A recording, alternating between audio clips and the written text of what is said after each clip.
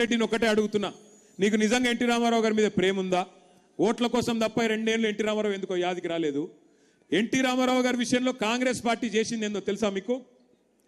2004లో అప్పటిదాకా శంషాబాద్ విమానాశ్రయం పేరు ఎన్టీఆర్ విమానాశ్రయం అని ఉండే. కాంగ్రెస్ రాగానే ఎన్టీఆర్ పేరు రద్దు చేసిన మాట వాస్తవం కాదా? ఎన్టీఆర్ పేరు తీసేసి రాజీవ్ గాంధీ పేరు పెట్టింది నీ దిక్కుమాలిన కాంగ్రెస్ పార్టీ కాదా రేవంత్ రెడ్డి? అసలు నీకు తెలుసా ఎన్టీఆర్ నీ పార్టీ ఎట్లా అవమానించిందో? 83లో ఎన్టీ రామారావు గారు పెద్ద మెజారిటీతో గెలిస్తే ఆయనను ఆనాడు ఇందిరాగాంధీ ప్రభుత్వం గవర్నర్ అడ్డం పెట్టుకొని అప్రజాస్వామికంగా తొలగించింది నీ దిక్కుమాలిన కాంగ్రెస్ పార్టీ కాదా? గుర్తుందా నీకు? అసలు నీకు తెలుసా? అప్పుడు నువ్వు యాడున్నావో ఏ పార్టీలు ఉన్నావో ఎవరికి తెలియదు.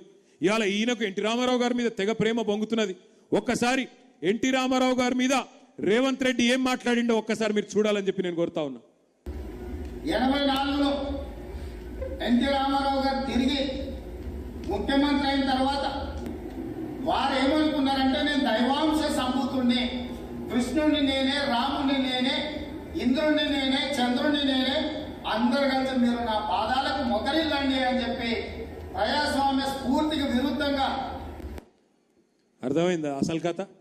ఎన్టీ రామారావు ఒక అహంకారము, దేవుణ్ణి అనుకున్నాడు అని ఆ రోజు మాట్లాడిన కాంగ్రెస్ ముఖ్యమంత్రి ఇవాళ ఓట్లు రాగానే ఓట్ల కోసం నేను ఎన్టీఆర్ గారి విగ్రహం పెడతా అంటుండు.